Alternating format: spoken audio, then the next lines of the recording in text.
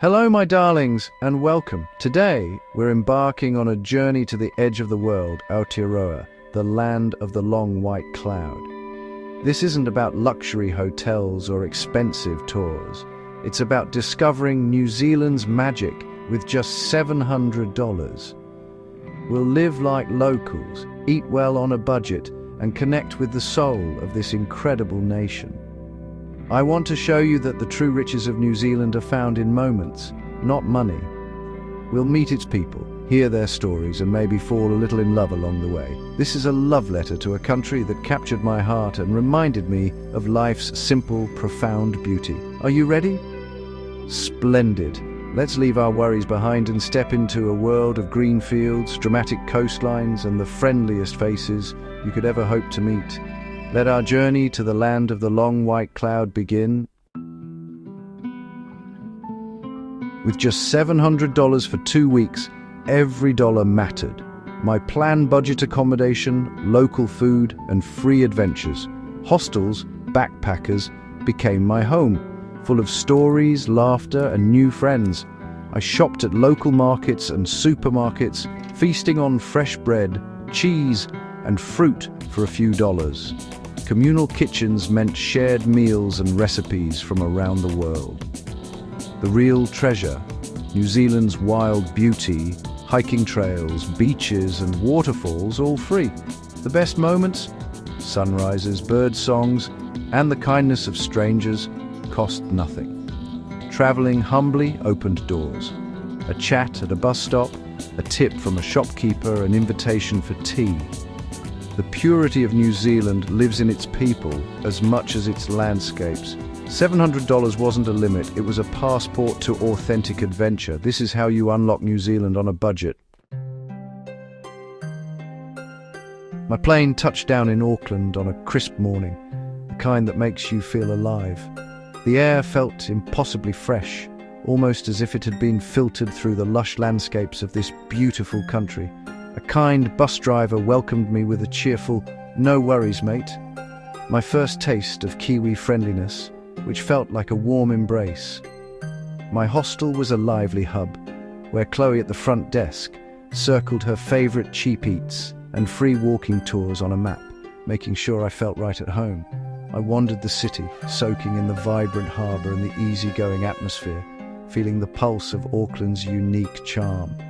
People smiled, made eye contact, and the city felt safe and open, a stark contrast to the hustle and bustle of other metropolises.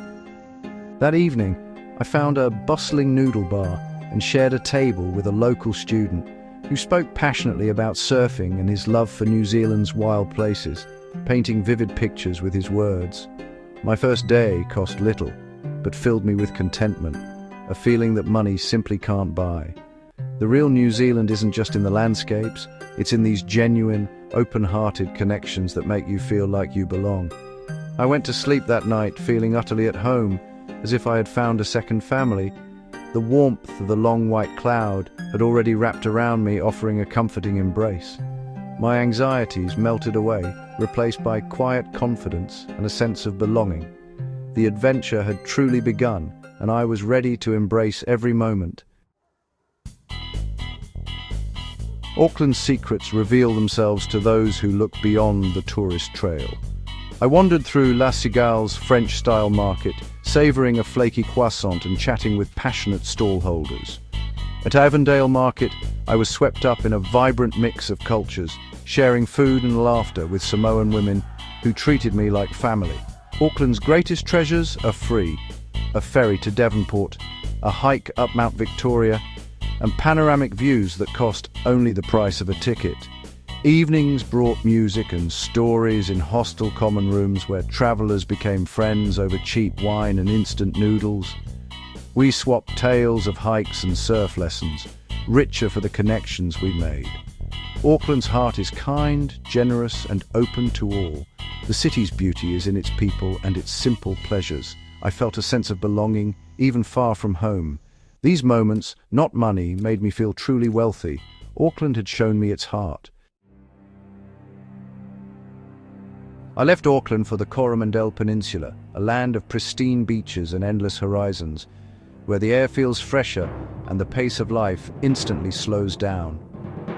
The bus ride itself was a feast for the eyes: rolling hills, sheep-dotted fields, and forests that seemed to stretch forever. Every turn revealed a new postcard-perfect view, and I found myself glued to the window, soaking in the beauty of the countryside, and glimpses of the Pacific sparkling in the distance. In Hahe, my hostel host Barry pointed me to Cathedral Cove at sunrise. Alone on the beach, I watched golden light spill through a natural rock archway, a sacred, peaceful moment that cost nothing but felt priceless. Later, I dug a hot pool at Hot Water Beach, laughing with a Dutch family as the waves threatened our sandy spar, the steam rising around us in the cool morning air.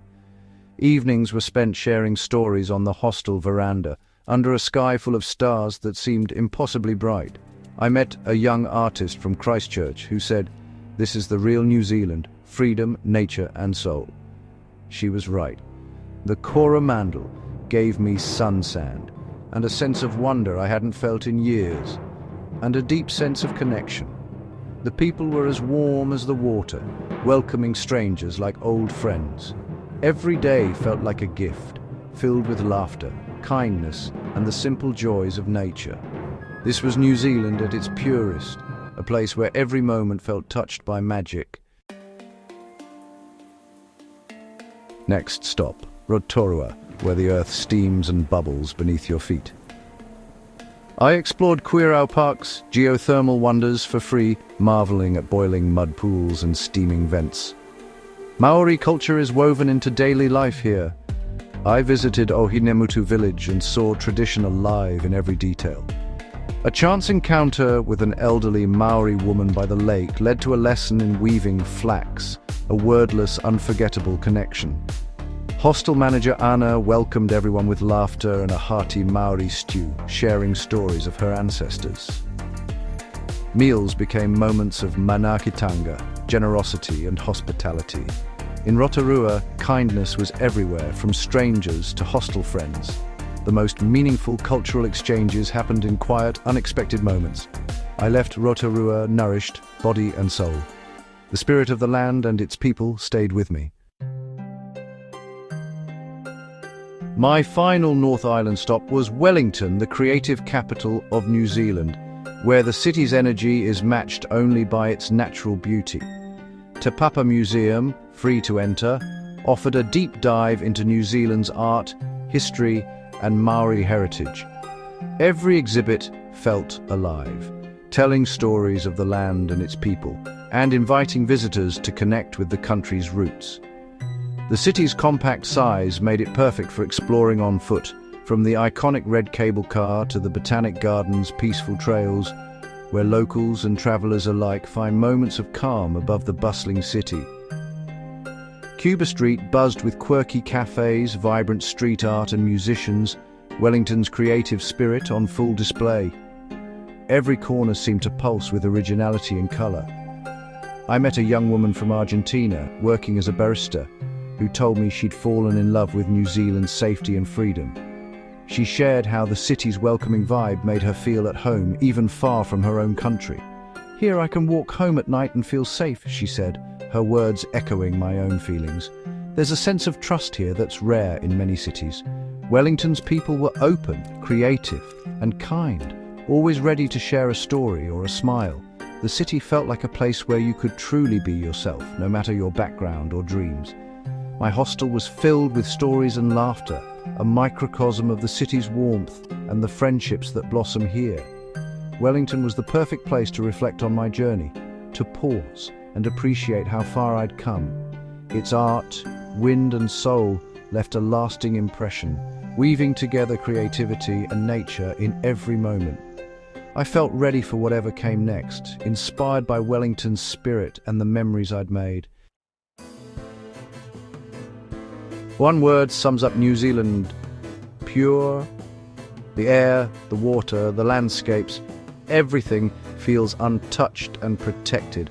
National parks and conservation areas preserve a sense of ancient, wild beauty. There's a deep respect for the land, rooted in Maori values of guardianship. Purity is also social honesty boxes on rural roads, strangers returning lost wallets, and a sense of safety that's rare today. Kiwis are quietly proud, welcoming, and genuinely kind. The women I met radiated strength and self-assurance, the men warmth and generosity. This blend of pristine nature and open-hearted people is New Zealand's true magic. Our shoestring journey ends, but I hope the inspiration lingers. $700 opened the door to authentic adventure, connection, and wonder. The greatest luxuries were sunsets, swims, and new friends. New Zealand's beauty isn't just seen, it's felt, deep in your soul. You don't need a fortune to find paradise, just courage, openness, and a love for the simple things. The world is full of beauty, and New Zealand reminds us what truly matters. Your own journey awaits, my dears. Go and find it.